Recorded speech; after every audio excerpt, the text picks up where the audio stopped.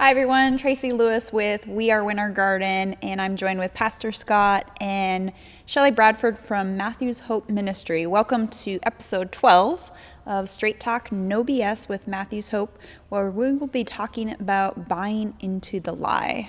Pastor Scott, you are the founder, CEO, and president of Matthew's Hope, and Shelley is the vice president and executive director for Matthew's Hope. Pastor Scott, you've briefly mentioned in a lot of the episodes about buying into the lie. What does that mean? It's actually a few things, but most importantly, I think it is that many of these folks have been beaten down over time and have been told they're worthless, they're no good, I've literally had people suggest they take their own lives. Mm-hmm. I mean, this is people on social media saying that it'd be better off if they just took their own lives. And what happens is the human psyche starts to take that in and starts to believe in it. And when you're told you're no good often enough, you start to believe that. And the thing is then, I would say, because often it's the Christian community, and I'm one of them, that has been part of this. And you're kind of saying like, okay, so if we're made in God's image, then what exactly are we saying when we tell this other human being that they're worthless? But, the way we've been built and the way we receive that is can stop someone in their tracks, and nothing goes from there. And if that happened to start early in life, then many times that's where the growth stopped also. Because when somebody says to you, you're stupid, you can't do this, you can't do that, then that's what you become. And who's responsible for creating this lie? Well, it's a lie from the pit of hell. I mean, what I tell people all the time is, look, you don't have to be evil to be used by it. And we need to consider that. I think, we live in a society right now that we can no longer disagree with someone. Now someone has to be our enemy. And we need to get back to that place where you can say, well, I appreciate your opinion, but, I don't have a problem with people disagree with me. In fact, I encourage them to tell me not just why they agree, that they disagree with me, but why do you disagree with me? And normally I don't get anything from that. I used to tell my kids, I don't care what you believe as long as you can articulate it and understand why you believe it, not because some talking head on TV said so. Right. And again, we live in this society that we find news channels now that actually agree with our politics. Therefore, if that's all we're watching, then everybody must think just like I do. Right. Okay? And the same thing happens when you look at homelessness. It's we have decided ahead of time what we believe these people are, therefore they are. And that's just, and I tell people all, like, if you want to judge me on my worst day, then you're probably right on who I am, if that's what you want to believe. And unfortunately, some of these people have whether they created the problem themselves, because I have people say that all the time is, well, they brought it upon themselves. Okay, wow. Fair enough. You know what? That may be true. And so does that mean you're not redeemable? Does that mean you don't get a second chance? Does that mean you don't get God's grace because you did something stupid? It doesn't mean and I would tell each one of those people, take a real hard look at that and then look where you came from. Mm-hmm. Right. Shelley, what are the consequences of people believing this lie that others are telling or saying about them? I kind of wanted to piggyback on that anyway, so that's a good question. It makes me sad when people don't just think, these are just people. This is somebody's child. This is somebody's dad. And so it makes people not see them as people. And how do I say that? I mean, it just makes people not realize they're people too. Yeah. And when they believe these lies that they've put in their head, they can think inhumane. Yeah. And I've seen that so many times. It's like bullying almost. Right. It's like we teach our kids not to bully other kids, or we don't want our kids to be bullied, but yet as adults, they're bullying. Right. And it's very our much kids that. see that. Oh, that's just so sad. It's kind of like, it's a great time to share this. I get a chance to speak at schools fairly often. Since the pandemic, it hasn't happened like it used to. But I always like it when I go in front of a young group and I'll ask the kids, I'll put pictures up and I'll say, tell me who's homeless and or who was homeless and what happened. They see my picture and they go, well, that can't be, and then we start talking about that a little bit. But I say, tell me what you know about the homeless. And some of these kids, you figure they're in kindergarten, first grade, and they're saying, well, they're lazy, they're drunks, Wow. they're, and they name off all these things. They're dirty. They, first off, at 5, 6 years old, you have not yet developed the ability to make a judgment on someone. Right. So they are simply repeating what they heard. And unfortunately, other adults simply repeat what they heard. We fight it every day as a homeless ministry. Someone said something, and it's like, did you bother asking if that was true? Right. Did you look into it? No, you just told somebody else. And it becomes their truth. And unfortunately, I've always liked it when they talk about they. Who the hell are they? Right. Okay? So whenever I'm talking with a group or what have you, say, well, they are doing this or they are doing that. It says, first off, what does that mean? They. First off, none of us we're individuals. So there may be someone in that group that is less than desirable to be around, but that's not they. And that's the part that I become indignant and a little pissed off about, quite honestly. Pastorally speaking, I become very pissed off about it because it really bothers me when I see the Christian community participating in this. And churches participating in this. No, you can't park in my parking lot to pick homeless people up because what would it look like? Wow. I want to say to them, did you hear what you said? Yeah. Right. No, they can't sleep here when it's dangerously cold because what would happen if people were to come in? Well, my favorite when pastors used to say to me sometimes, well, what if they were to come to church? And I didn't go to seminary till I was in my 30s, so I was ready to take on hell with a water pistol in my late 30s, early 40s. I was ready to go. Let's go, man. I'm on God's team. Let's go. And when people would say this to me, I was just overwhelmed in a hurtful, ugly kind of way because I'm trying to keep my Christian facade, and part of me wanted to say, what the is wrong with you? Did you really just hear what came out of your mouth? Right. So, and that's part of all the lie. And if it's happening in our churches, if it's happening in our Christian communities, then what hope do we have? Scripturally it actually says we'll devour one another. Right. We are the enemy. Right. So when are we going to decide, and this is probably more of a rant than anybody wanted to hear, but when are we going to decide that we're not going to be the enemy? When are we going to decide that if as believers, if you don't believe, then what the hell? But if you're a believer, then shouldn't our lives look like that a little bit? Yeah. You would For think sure. that as a Christian you'd have more grace and more. Understand the grace that was given to you. Yeah. Once we forget where we came from, we're in trouble. Yep. So does the term homeless person actually help to perpetuate this lie? I hate the term. Now, I use it because people understand what I'm talking about, but that's usually why, I came up with a structurally challenged years ago. Some people are saying the unhoused. I think there's more to it than that. But the truth is that it's one thing to use it to try to have a conversation, but when we start grouping people in, just like any other group, there's white people that are bad. There's black people that are bad. There are brown people that are bad. But it's not part of they. Right.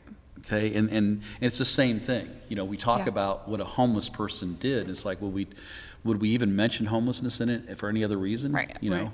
Right.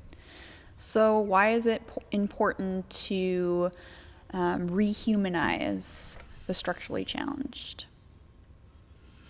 Boy, I tell you what, you're not getting a chance to talk on this, are you? I get really passionate about this stuff, and I think it's really important that we take a role, and I will call out to my Christian community and say, it's time for us to step up and quit hiding behind some misunderstanding of Scripture and be the ones that sit there and get on our knee and look someone in the eye and say, what do you need today? Sometimes it's as simple as talking to somebody. Not even ask what they need.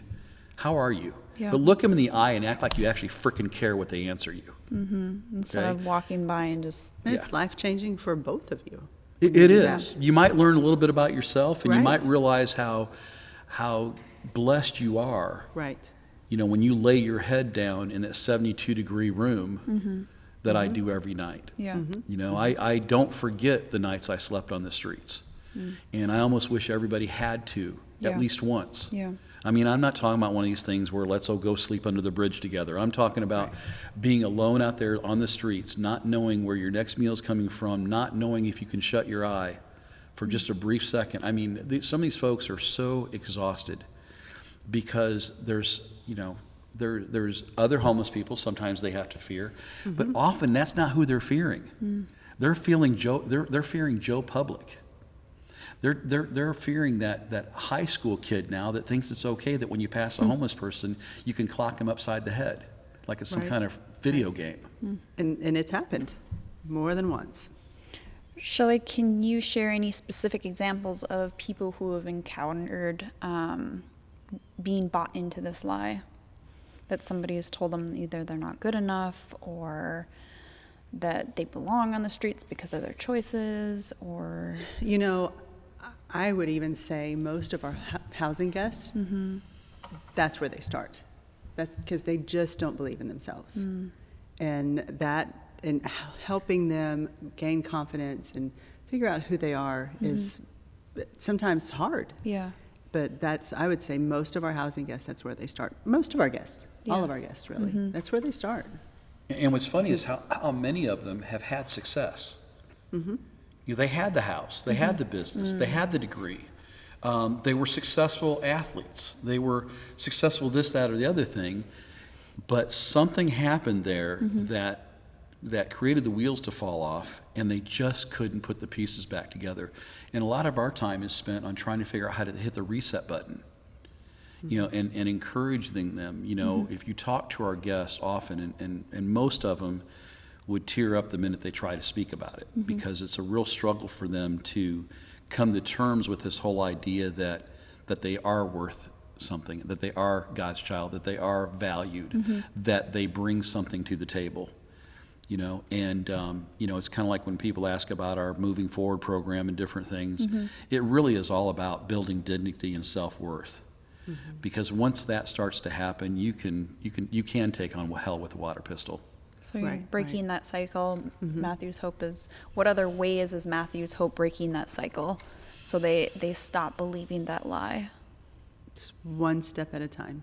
It really is one step at a time, working through figuring out who that person is, figuring out what they're passionate about, and then helping direct them towards working towards that, working towards if it's schooling, if it's staying sober, whatever that is. And then the services that you guys provide, I know, Pastor Scott, you've talked about just getting a haircut. Yeah, I mean, the transformation you see in some of the men and women, and Yeah. what's very interesting is how often they come out, especially that first time they've been in the hair salon, and they've seen themselves, and often it's like they're seeing someone for the first time they have not seen in years. Right, right. Okay, you know, when a woman sits down and she has someone comb out their hair and get all the rats out of it and blow it out and stuff, and they walk out of here, and it's sometimes they're almost prancing. And you know, if you say something, you're like, God, you look fantastic. Often they smile, but the next thing that happens is the tears start flowing. Right, right. You know, and we've had someone, I've talked about this before, we've had some say, you know, the woman that, a few weeks ago that just said, I feel like a woman. Wow. You know, and I talk about being homeless, but I cannot imagine being a woman and homeless. That to me, you know, I've had enough women in my life to know that there's things you guys deal with that men don't have to deal with, that I cannot imagine living on the streets. And I would, maybe that's why 80% of our donors are female. Okay. Because I think females are more in touch with what that might feel like and look like, Right, and the right. challenges they have, where men often get this idea, well, just buck it up. Right. Right. Okay, but here's what's interesting, because we've all been told that, but if we're honest with ourselves, the minute say that, if we're honest with ourselves, often we would find that we're the ones also sitting there going, but I can't do this alone. But we're afraid to admit it because we don't want to show weakness. Yeah. We're supposed to be the hunters, the gatherers. Right. Right. And the truth is sometimes life kicks your ass, and God designed us to be in community with one another. And that's not just when we show up Sunday morning in church. Yeah. Right. Okay, that's a beautiful thing. Right. I highly recommend it. Love good worship music, but that's really not where it's happening. So what can we do? What can I do? What can we do as a community to help break this cycle of lies and perception of the homeless? I think partly be willing to be educated. I find that many people, they ask me a question, whether it's on social media or what have you.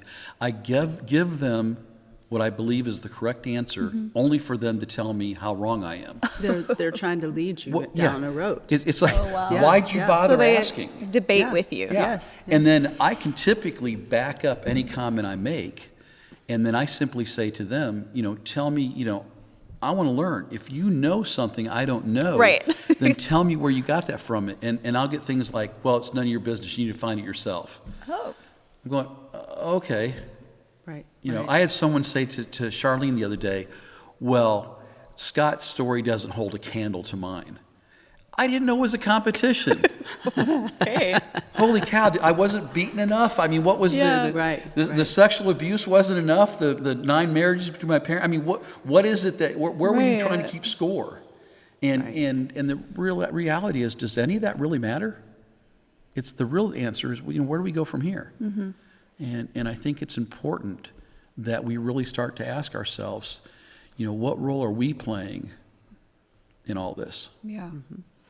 So where does the money come from to help Matthew's Hope provide these services in the Moving Forward program? Do you know? I do. Okay.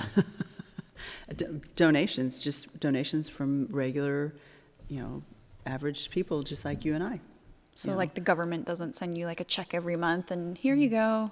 No, absolutely not. And we are supported by some churches, but it's mainly, just the middle class. I think most family. people would probably be shocked to know that less than 1.5% of our budget, it comes actually from churches. Oh yeah. Okay. Yeah, very small. And we're talking, Orange County last year was close to $6 million in that area. And now that we have Brevard, it's probably going to double this year. And that just fascinates me that, but really what it is it really is that average middle class person, maybe because they understand better than anybody else how easy it is to get there. I just was talking with a girl tonight and was talking to her a little bit, and she asked me just for a minute of my time, and I know this person. There's never such a thing as a minute of my time. But she's been someone on the side of helping people that has found herself after divorce and her ex pushing her into selling the house. She's suddenly sitting there going, where am I going to live? What am I going to do? Wow. Where do you have a suggestion where I can park my car? Yikes. Wow. That was her question tonight. She wasn't asking me anything. Where can I park my car that someone won't run me off so I can just sleep for a few hours? Oh, wow. Okay, and I'm sitting there trying to process coming in here, and I'm trying to process, okay, I have no answer for this person. A lot of people sleep on the turnpike. They do. We've actually paid toll money for people to sleep on the turnpike because it doesn't get questioned very often when people pull their car or truck or whatever, a van in to the turnpike and rest. That's common. So nobody thinks about it. But when you think about that, and I'm sitting there going, okay, I'm going in to do this podcast tonight, and I'm processing the back of my head, I really don't know what to tell her to do next because the truth is you're going to be run off no matter where you go. And I get people saying not here, but at what point do you say, well, if not here, then where? Right. Yeah. Okay, you can't be here. Okay, great. We're going to trespass you. Fine. Well, but then what? And I think at some point we better, as a society here, especially in Florida, and I'm hoping people listen to us from all over the country, but particularly in Florida, you need to understand that Central Florida has the fastest growing homeless population in the country right now. And we're the third largest homeless population in the country.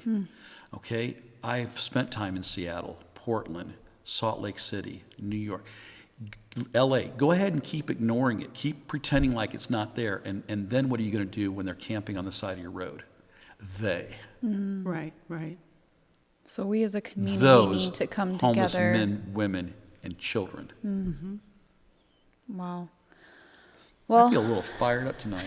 I can tell. well, it's important to get to educate. Well, That's what we're here for. it's painful. Yeah. You know, I mean, I have to admit, I've told people, I'm tired. My staff is tired. We have been killing ourselves now for the last 36 months between the pandemic and then going into this uncertain economy, you know, and people thinking that we have money. I don't know where they think it comes from, because we're able to do a lot. Well, I'm here to tell people we do a lot with a little. Okay, and if you pay attention to how you budget things and how you do things, I will tell you, my staff as a whole is right at poverty level. Yep. If they didn't have a spouse or a previous career or something else that helps them, they could not, like all of us, you have to have that other significant other contributing to the pot or what have you to even make it. Yeah. And so we're not getting rich doing this. And we get questioned all the time, why this, why that? People think we're getting rich. Yeah, I know. I've heard it many I times. saw someone the other day that made a comment about that every time someone dies, that we get money. We get money. Where is it going? Okay, and you know, yeah, and here's I the would really like to sad know. part is how many have we buried just in the last couple of weeks? Right, right. Okay, not only did we not get money, which was not expected, but I find it more horrifying that people died that didn't need to die. Right. You know, and some of it, one was murdered, another died from cancer.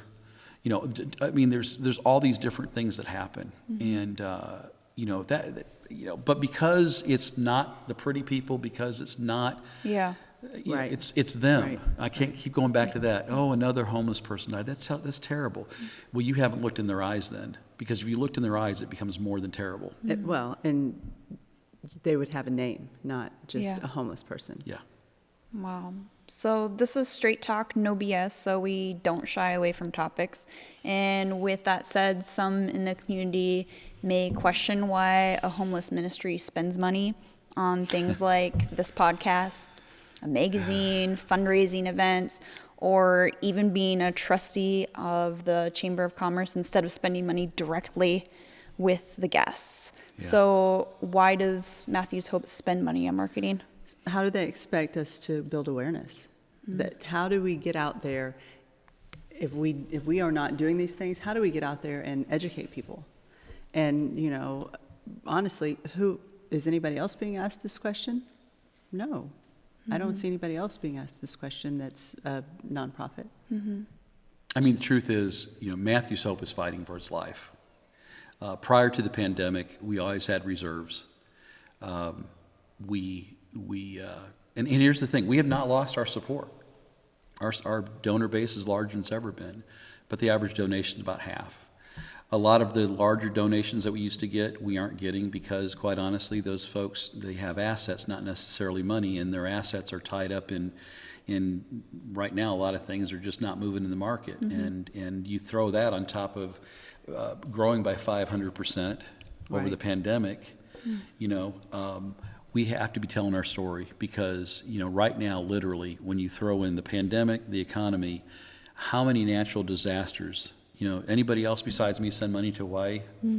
Okay?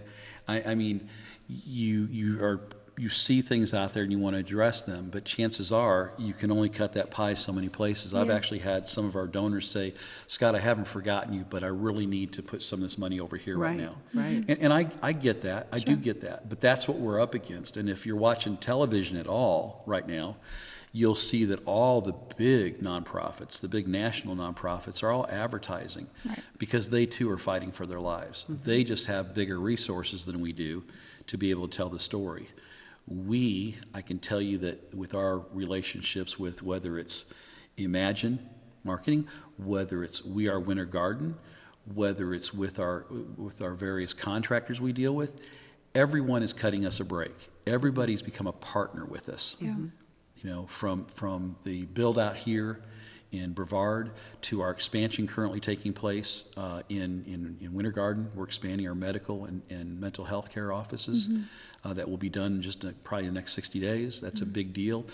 But we have relationships with contractors that are jumping in there, like Heichel Plumbing, that just make sure it gets done. DPR, that half the material they give to us. We have these companies that have bought into what our philosophy is, and some of them have even hired some of our guests.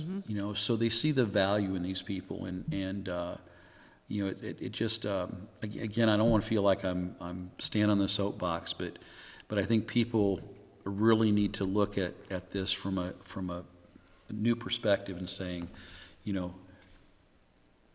Shelley and I sit down and we talk about the decisions we make every day and try to make the very best decisions we can. I'm not saying we always get it right, but we really spend time on making the right decisions, and we look at our relationships and we look at how we spend our money and what is our return on that. If there wasn't a return on it, we wouldn't do it. I mean, I would love to quit asking people for money. I would love to just be able to open envelopes because people were sending us checks. Right. Okay, but the truth of the matter is, if 14 years ago, if I didn't start telling people in what was then called the West Orange Times about Matthew's Hope and showing up at events and telling people the story, we wouldn't even be here today. Right. It's just bigger, and we've served over 10,000 people now. We're serving hundreds of people a day now.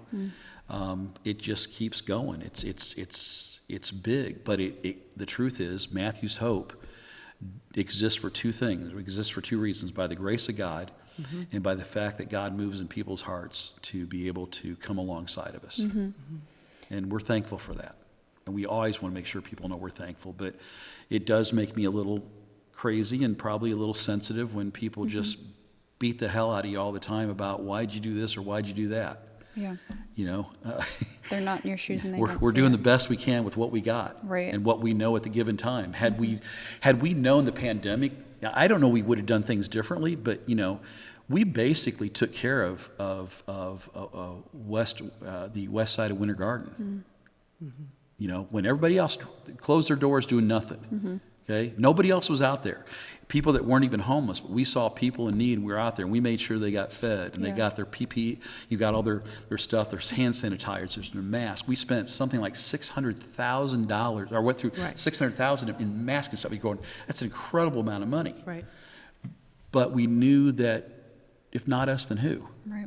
And nobody else was stepping up. And I'm not looking for a pat on the back, but I have to also tell you, there's times where you sit there and you go, wow, we did all this. We never shut our doors 1 minute, and nobody's ever once bothered to say, hey, thanks for hanging in there. We weren't looking for the thanks. It's when you get the thanklessness. Right. Okay, I'm not looking for the thanks. I'm just wish we weren't getting beat up all the time about the other stuff. Judgment. Yeah. Right. Judgment, yeah. And why you're doing this. Well, thank you for your vulnerability. And I know I'm in it counseling. was no BS. And I'm glad that you brought up the partnerships and stuff, because we are going to be talking and interviewing Johnny, who has been here in Brevard County prior to you guys being here, partnering with you guys, and now seeing a change within the community. So stay tuned for that, the next episode. And thank you guys again for being here, and thank you guys for watching. Thanks.